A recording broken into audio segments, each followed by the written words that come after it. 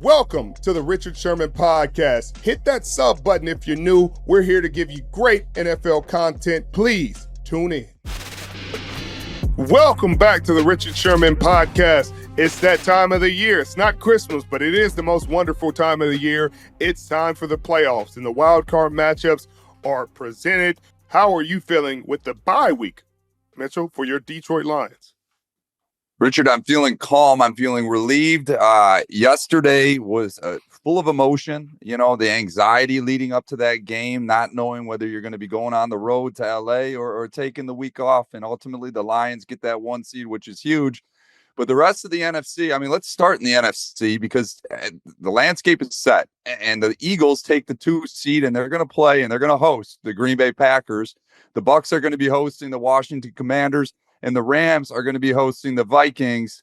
Let's start with the Eagles taking on the Packers. The Packers are a team, you know, they finished with a solid record, but ultimately you look at their wins and they didn't beat anyone crazy impressive. They went 0-5 against the Lions, Vikings, and Eagles. Do you think there's any shot the Green Bay Packers can put it together and come out with a win in Philly?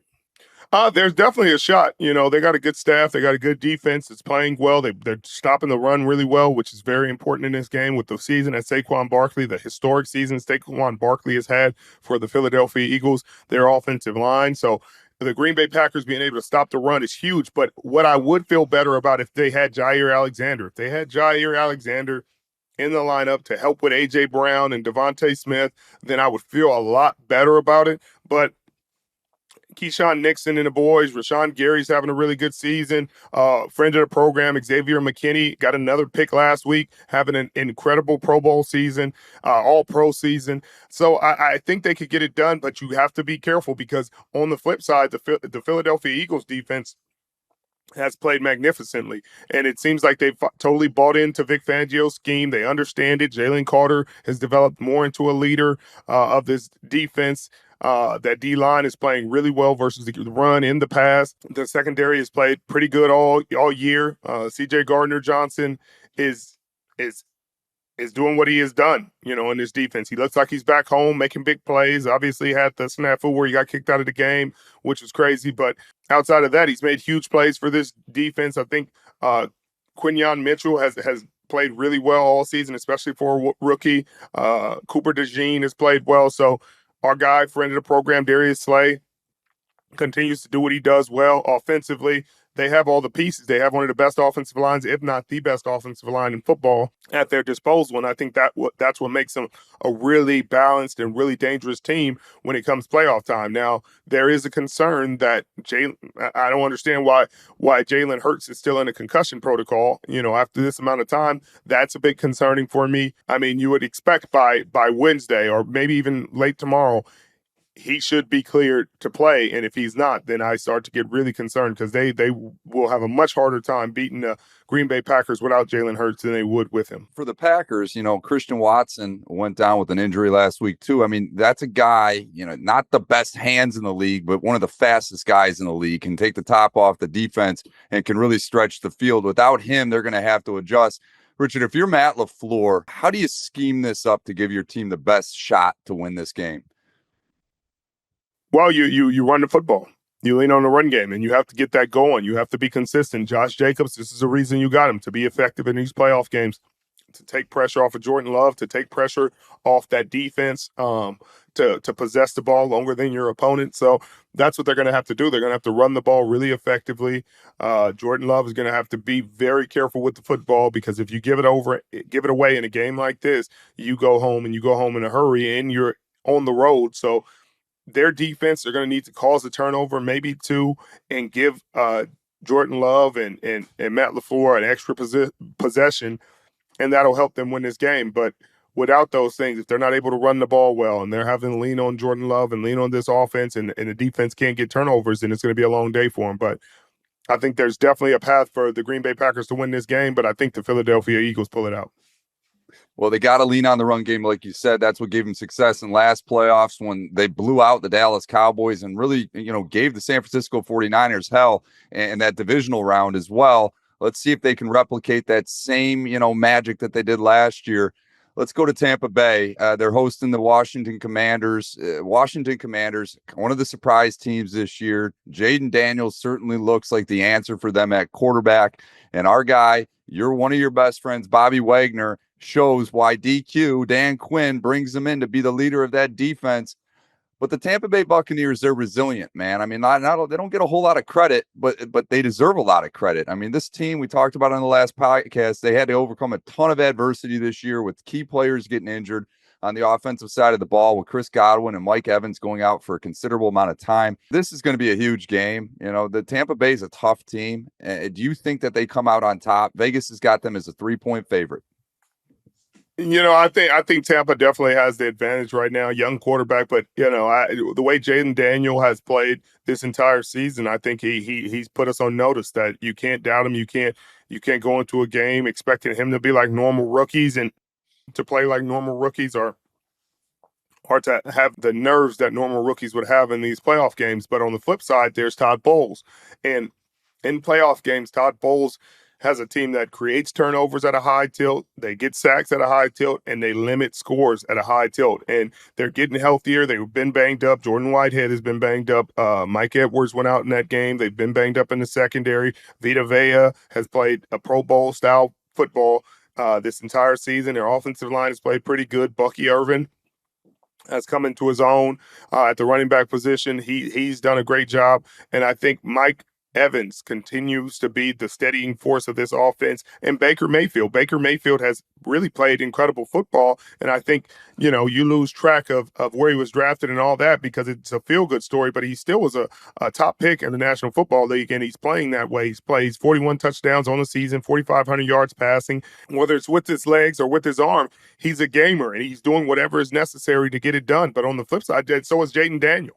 Jayden Daniels is running the football well. He's throwing it well. They made sure to let him sit last week so he wouldn't put his body in harm's way because they know how he goes, this offense goes, and he's going to put his body in harm's way. He's going to run the football. He's not sliding. He's getting the extra yards, and he's trying to do everything that he can to will his team to win football games. But there's a reason the Bucs went 6-1 after the bye and after Mike Evans came back, and they really could have been 7-0 if not for a fumble by Rachaad White at the end of one of those games. They would have been 7-0, and we'd really be talking about a team that's red hot going into the playoffs. But I think this is going to be the most intriguing matchup of the playoffs of this first round, at least in my opinion. I think it's going to be really close. I think it's going to be really competitive. Well, this guy, I mean, Jayden Daniels played in the SEC, obviously, elevated the ASU before transferring to LSU. And I feel like the guy, like you said, he doesn't get nervous. He plays wise beyond his years. He certainly deserves the Rookie of the Year award that I'm sure he will receive. They're also getting Austin Eckler back, who was starting to become a solid piece of that offense prior to going down with a concussion and getting put on IR. Other side of the ball, Tampa Bay. I mean, they seem to strike gold in the draft twice, on the offensive side of the ball with Bucky Irving and Jalen McMillan out of Washington, Richard, who I know you've probably watched a time or two being up there in Seattle. This guy has really elevated his game with Chris Godwin going down. So I personally like the Bucs in this matchup, but I too believe this is probably the best matchup of the weekend, or at least the most intriguing. I think the best matchup will probably go to LA Rams and the Vikings, which we can talk about next. Yeah, I think that's going to be a really good matchup just because of how they literally match up. The Brian Flores' defense is overly aggressive. Zero pressure, disguise, 6-7 men at the line of scrimmage, back out, pop out in the cover two, pop out in the zero coverage, play man to man, be multiple in his coverage, play a little bit of palms.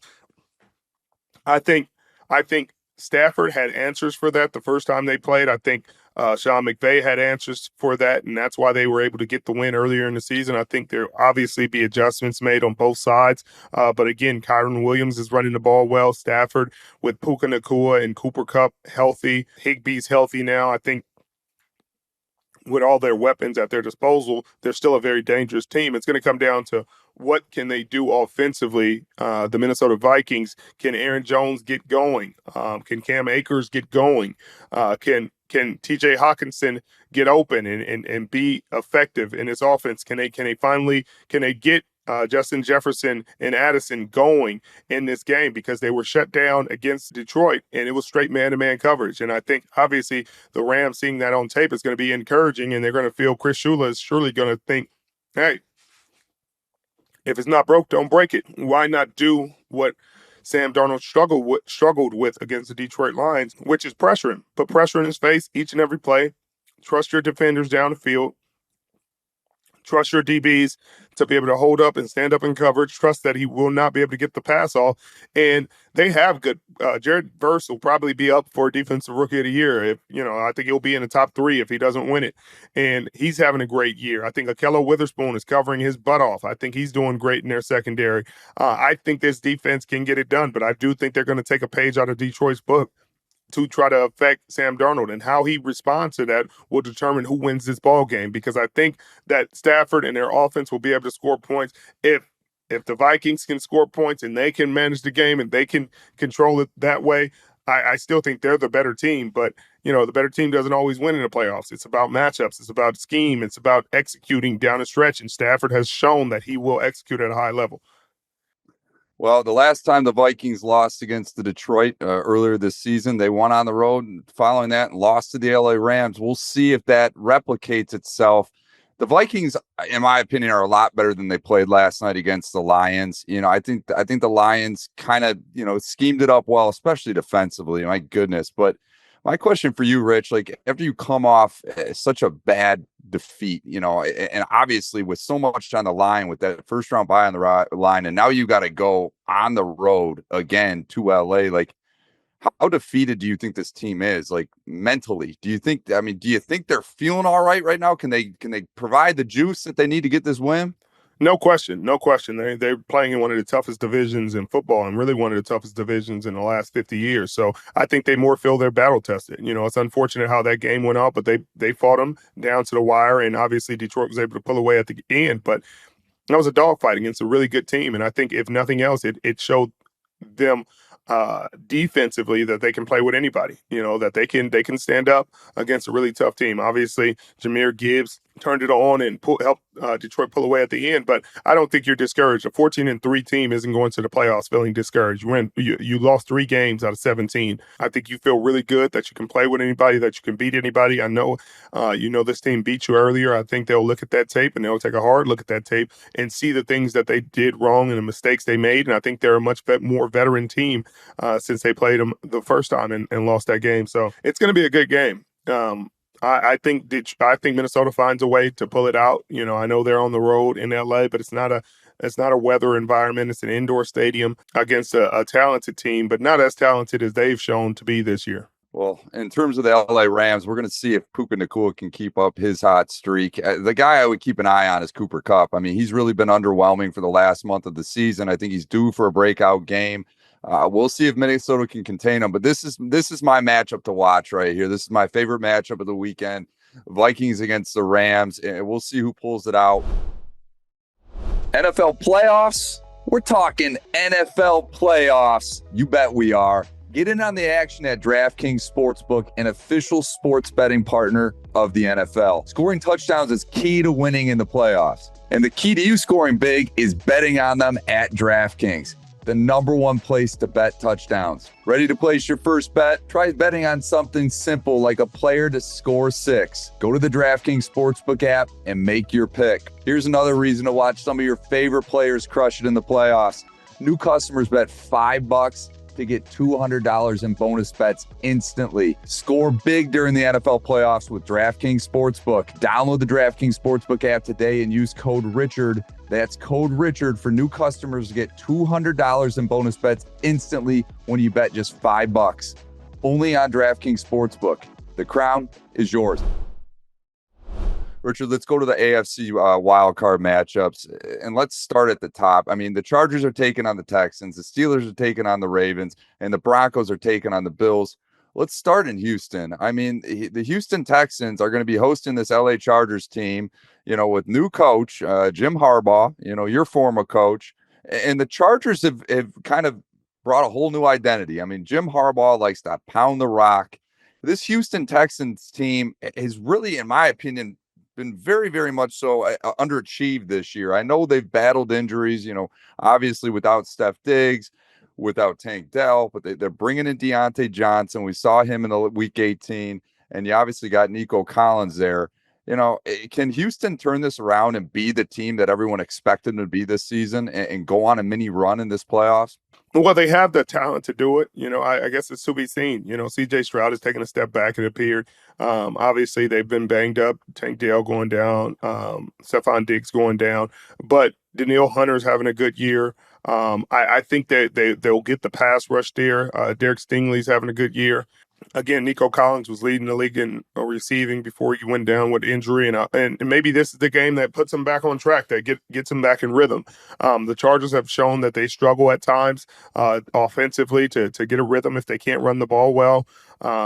Defensively, they've been really good in most of these games, but I think this is another intriguing matchup that can really go either way. I don't see this being a crazy blowout game from either side. I could see both sides winning it. I see how the Chargers could pull away, run the ball. Herbert's efficient with with the football, makes good decisions down the field, doesn't turn it over. He hasn't had 3 interceptions on, I think, over 500 throws. Had a really good season. But I can also see how C.J. Stroud and the boys can really get going. Joe Mixon could get going on the ground game, and they could start really imposing their will on this game if the Chargers aren't able to stop the run. So that's what I love about the playoffs. We're going to see.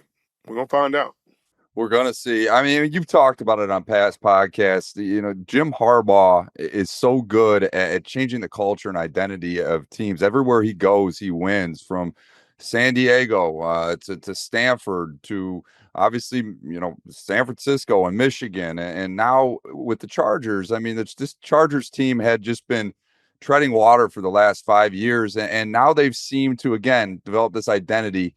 You got to love what they're doing. They bring in Ladd McConkey. I mean, if I'm a GM, dude, I'm drafting guys from Georgia or Alabama straight up. Like, when in doubt, draft from one of those guys. And Ladd McConkey, the fact that, this is going to be like a guy, I wouldn't put him in the same category as Amon-Ra St. Brown, but the fact that teams traded up and took guys above Ladd McConkey that aren't making any impact in this league right now is wild. Ladd McConkey finds himself in a perfect situation with a perfect couple in Justin Herbert to sling him the rock.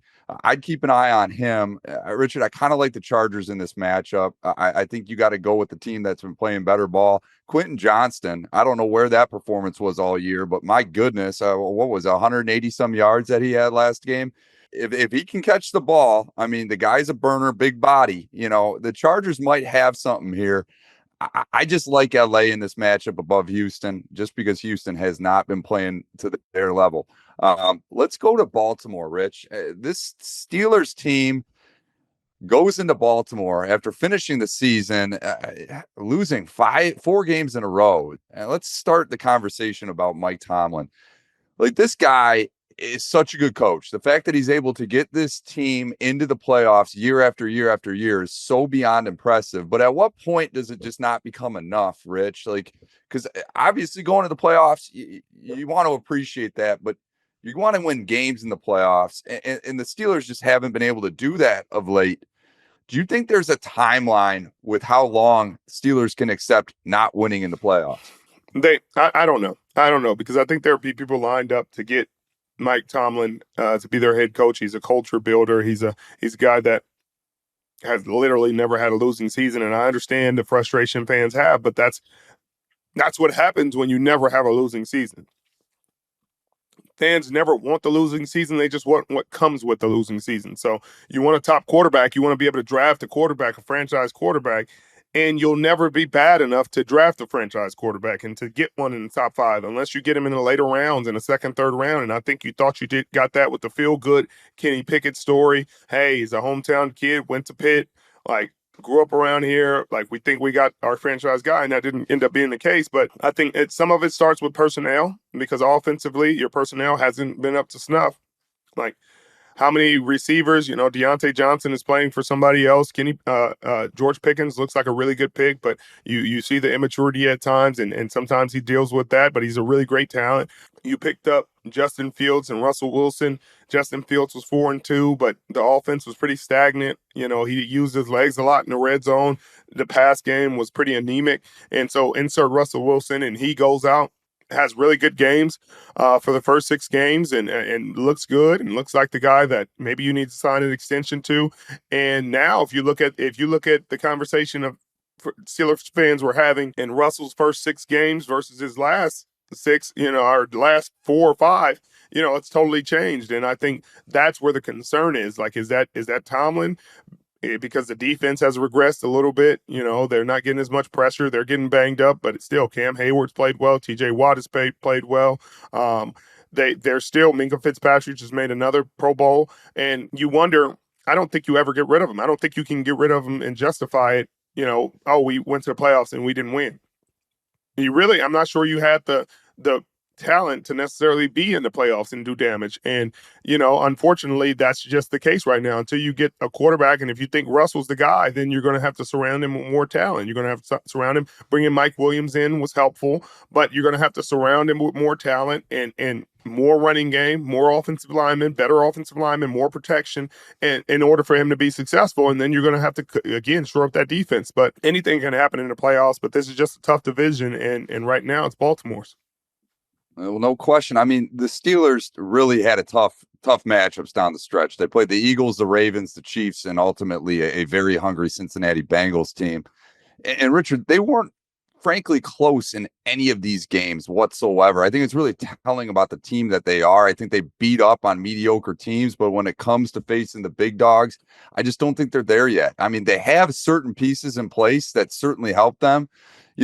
Cam Hayward's an absolute stud. Obviously, TJ Watt, Highsmith, defensively, they got weapons. But like you said, you see immaturity from George Pickens. He talks a big game, but then drops 3 balls when it matters most against Cincinnati. And even in that game, it took a muff punt for them to get back in scoring position to even make that a game. So I want to talk a little bit about the end of that game, because ultimately they were in a position to go down and kick a game-winning field goal. But Russell does not get out of bounds, runs the clock, and then ultimately they put themselves in a position where they've got to get themselves in field goal position with 11 seconds left, and Pat Freiermuth drops the ball. Like, I just wonder again how frustrated this fan base will become. And maybe they lost a little bit of trust in Russ. We'll see. But in terms of the Ravens, Rich, like, my goodness, man, this team, I think they're due at some point in time. This team, if they can get over that Kansas City Chiefs hump, they're certainly due. And Lamar Jackson showed it all year. He's certainly worthy of being in this MVP conversation. Like, how certain are you that the Baltimore Ravens are going to go in there and come out with a convincing win this weekend? I'm pretty sure about it. I mean, they're playing really well, and they're going to let it all hang out. I think Lamar has heard enough about him not running the ball in the playoffs, and him being conservative and trying to be quarterbacky or whatever they're saying. Like, hey, use everything at your disposal, whatever's necessary to get the win. And I think that's been his problem in the playoffs. He wants to throw it, and he stay in the pocket and show he could be a pocket passer, and it's just hasn't been. It hasn't been him. And so I think he's going to do whatever's necessary. You hear how hungry Derrick Henry is from his locker room conversations.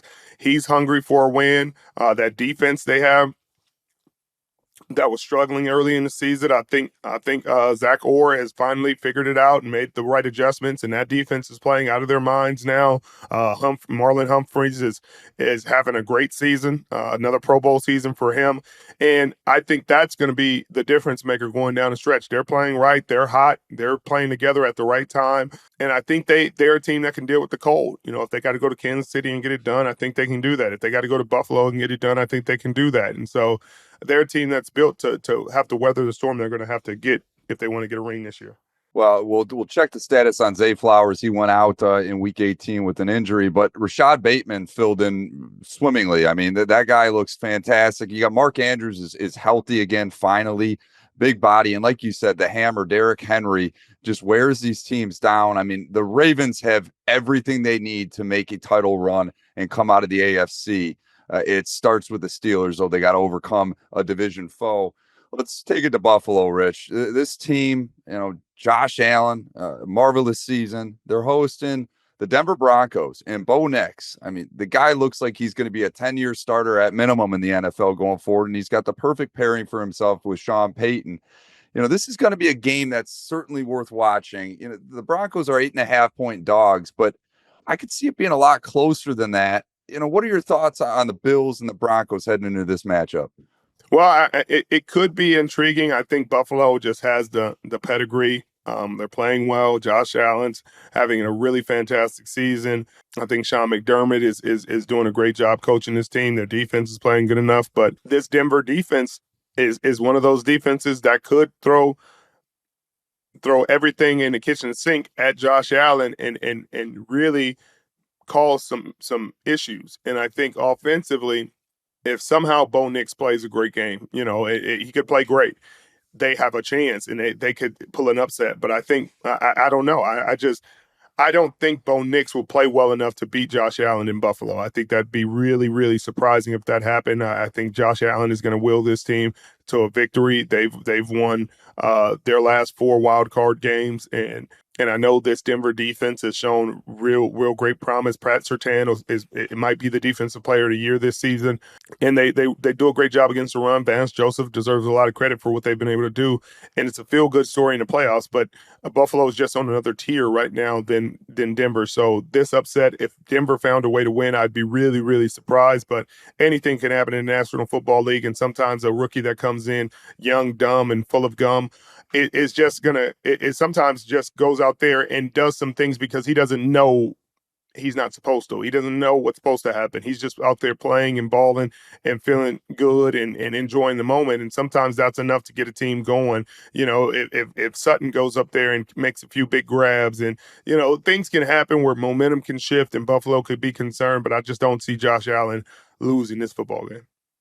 I really like the Bills this year, Richard. They finally have something they haven't had in years past, and that's a very, very reliable run game with James Cook pounding the rock. I mean, I think he just tied or set the franchise record for rushing touchdowns, if I'm not mistaken. But you couple him with the ability of Josh Allen to get on the move as well. I really like the Bills this year. And if it's not this year, I don't know when. I mean, you got Keon Coleman, a wide receiver who's a big body downfield that they can just huck it to. They really haven't utilized Amari Cooper whatsoever. So I'm wondering when he's going to make his appearance with them. So on the other side of the ball, the Broncos, I mean, shout out to Bo Nix for getting Cortland Sutton more involved. I mean, that's a rookie trusting the proven veteran. The Broncos and the Bills, team that's used to playing in the cold. Both of these guys love the matchup. We'll see what happens. Be at the forefront of style with Rockport's new DMX casual sneaker. Fusing sport with comfort, Reebok's iconic DMX technology meets Rockport's casual style in this exclusive collection. Reebok DMX technology is a lightweight, dynamic cushioning system that moves air from heel to toe with every step to give you that springy feel underfoot and give you that long-lasting cushioning. This collection features 2 unique rides, DMX Comfort Plus and DMX Micro Bubble. Both deliver all-day comfort that keeps you light on your feet. DMX Comfort Plus technology offers extra rebound and a pillow-soft landing with every stride, while DMX Micro Bubble technology offers dynamic cushioning with a firmer midsole, giving you lateral stability and support all day. Visit rockport.com and use the code Sherman for 30% off your order plus free shipping on orders over $85. Discount code valid through December 31st, 2024. Let's talk about these season awards, Richard. Not that the season concluded. What's your final say with MVP? Are you giving it to Josh Allen? Or are you going to give it to Lamar Jackson? I know we've talked about this at length in previous podcasts, but I mean, in my opinion, it's a genuine toss-up. Where does Richard Sherman lie in this? It's not a toss-up at all for me. I think it's Lamar Jackson's MVP. I think the numbers he put up right now are historic. First 4,900-yard, 40 touchdown, under 5 interception season in NFL history. This league has been around a long time, and there's been a lot of really incredible players to play. And for somebody to have a first at this point in time, something that's literally never been done in the history of the league. And I know that, what the argument is for Josh Allen, but I think it's just hard for a narrative-based MVP season to go against a statistically based MVP season when your narrative doesn't also include the number one seed in dominance. And so if the Buffalo Bills, Josh Allen led them to a playoff berth and people said, "Oh, well, nobody picked them to play this well." It would sound better. It would make more sense if the team had actually underperformed at one point. I know they lost a lot of guys. They lost a lot of pieces. They lost Stephon Diggs. They lost a lot of veteran leadership. I understand fully. But what I'm saying is in this situation, you have to also get the one seed. Like they never missed the playoffs. They're a playoff team last year. They're a playoff team this year. So although the narrative out there may have been like, hey, we're not sure how good they're going to be this year, they're coming off a playoff season, so they're still a playoff team, and they're a playoff team this year. So if they were the one seed, 15-2 with the narrative in these stats, then I could see, hey, they're going to give it to Josh Allen. They're the best team in football. He's carrying them to this spot. I know Lamar has had one of the most impressive seasons in National Football League history, but it's tough to say the best player on the best team. I understand that. When you're the 2 seed, it doesn't carry the same weight. And so Lamar Jackson's carries weight. And I know everybody's like, Derrick Henry, he has good players around him. Yeah, it's kind of how it works. MVPs have good players around them. I mean, that's how it's going to work. You're not going to find MVPs with bad players around them. You're not going to find good teams with bad players around them. You're just not. And Derrick Henry's having a little worse season than he had when he had 2,000 yards. And I mean, it's going to be easier for both of them. It's a good team. It's a good season. That's why he picked him up. But it doesn't take away from 41 passing touchdowns from Lamar Jackson and only 4 interceptions. It's not like he's not throwing the ball at all. He's running the ball well. He's efficient. His offense is scoring. They're winning games. They've won 4 straight in December, and that's winning football. You know what I mean? These awards are usually won in December. People remember the last things you've done. And I know that Josh Allen has had a really good season. I would agree with him. I'd say, man, any other year, if the narrative was this, he'd probably win it. But it's a historic season by Lamar Jackson that's going to make it tough for voters to say, hey, 41-4 isn't going to win it. Like, when is it not won it? When is some numbers like this not won MVP? You find those numbers for me. Those are absurd stats. Let's look at the defensive player of the year. I know you've been singing his praises all season, and that's Patrick Surtain. He's the overwhelming favorite to win this above TJ Watt and Kirby Joseph and some other guys in there. How happy are you to see that a corner is actually going to win defensive player of the year, or so it looks like? That's pretty awesome. That's pretty awesome. And it couldn't happen to a better guy. I think he deserves it. Patrick Surtain has played well for so long. And he's really been the standard for corner play over the last 3-4 years. And so for him to add this to his resume, add this to his collection of awards, is what he deserves. He's been a consummate professional. He's been the standard even for college kids. He's been a standard for every coach to teach corners how to play the position. And so I'm happy for him. He's had a great season, 100-yard pick six, made tremendous plays, helped his defense be one of the top defenses in the National Football League. So good for him. Obviously, pass rushers usually get it, and Myles Garrett and TJ Watt are always around. But again, I just feel like they're rushing the passer. A guy playing at a high level on a good defense needs to be celebrated, and that's what they're getting it right this year. Let's look at the coach of the year. I mean, this is a conversation I'm looking forward to having because, Vegas favors Kevin O'Connell heavily here, followed by Dan Campbell and Sean Payton. Kevin O'Connell obviously brings Minnesota out of nowhere and finishes with a 14-3 record. But, the same could be said for Dan Campbell. I mean, granted, the expectations for the Lions were to win the division and be a Super Bowl contender coming into the season. But still, I would argue that Dan Campbell exceeded expectations with this Detroit Lions team going 15-2. Do you believe it's Kevin O'Connell's award, or do you think Dan Campbell should have equal stake to that? Well, I think, this is when it comes down to whether you believe it's the narrative or the expectations, and I think if it's narrative based, it has to go to Kevin O'Connell because He came in with either a rookie quarterback or an unproven Sam Darnold, a guy who's gone from a top 3 pick to a journeyman, coming from being a backup in San Francisco behind Brock Purdy, and you're really expecting him to start J.J. McCarthy. J.J. McCarthy goes out with a meniscus injury, and now you're forced to start Sam Darnold. And just the season that he's had, the season that Brian Flores has had, you're not talking about a bunch of all-pros and pro bowlers on the defensive side of the ball. You're talking about Van Ginkel and Grenard becoming pro bowlers this year in a great scheme under Brian Flores and what they've been able to do, which has been great. What he has done has been masterful. These guys have come together really fast. His scheme has been on display. His guys have played hard for him, and they won 14 games. And this is not a team that you expected to win 14 games. You're talking about a team that you really, I mean, maybe 10 games. You thought 6th, 7th spot in the wild card. They were literally, playing for the 1 seed. And so I think you have to give them credit for what they've been able to build unexpectedly. I think the Lions, you expect it. They were top 2 NFC team last year. They were in an NFC championship. And guess what? They're a top NFC team this year. The San Francisco 49ers had a bad year and fell off the face of the earth.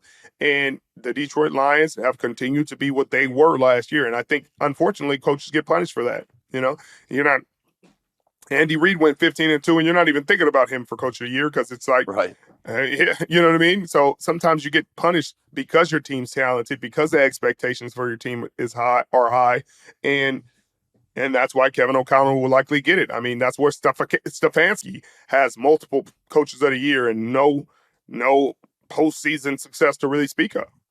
Well, Richard, before we wrap this up, I got to get the landscape of the Richard Sherman power ranks, week 18 style. I know that they're relatively irrelevant now that we're finally in playoffs, but I got to know how you stack up the NFL right now with these power rankings. A lot of teams are playing at a high level. How do you stack them for week 18, Rich? Well, Kansas City Chiefs go 1, your Detroit Lions 2.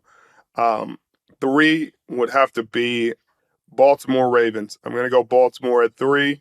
I'm going to go Buffalo at 4, and I'm going to go Philadelphia Eagles at 5. Until they prove me otherwise, if Buffalo beats Baltimore in Buffalo, then, they color me surprised. The one team that slide in those power ranks from past weeks is the Minnesota Vikings, fresh off a loss to the Detroit Lions. Like, how much does that loss really impact your view of them as a team? It doesn't impact my view of them in totality, but it just did show that there was a different level that they haven't reached yet. Especially with Sam Darnold, he looked flustered. He went 0 for 4 in the red zone. And they just, the Lions defense doesn't. They're banged up. They're depleted. And a depleted defense held you out of the end zone 4 times, turnover on downs on one of those drives, and held you to 9 points. And I think probably 6 of those are, like you said, all 9 of them were probably gifts, from turnovers that your defense gave you. So that's where the concern level rose for me is just to see him not do well with that pressure. Now, if he goes in there against the Rams and plays a fantastic game, then, my confidence level will increase. But that was concerning. Well, Richard, that concludes it. The regular season's over, and we got a landscape of playoff football to look forward to next weekend. I will let you sign us off, my friend. Well, we appreciate you guys joining us as always. I can't wait to watch these playoff games and see how they pan out. If your team didn't make it, well, start studying these colleges and start figuring out what you want in the draft. Do your mock drafts or enjoy the playoffs and watch these other teams and root against your rivals. Whatever floats your boat, I'm not mad at you. We appreciate you joining us, whether it was for a second, a minute, an hour. It does not matter. You stuck around with us, and we sure do appreciate it. Hit that sub button if you're new.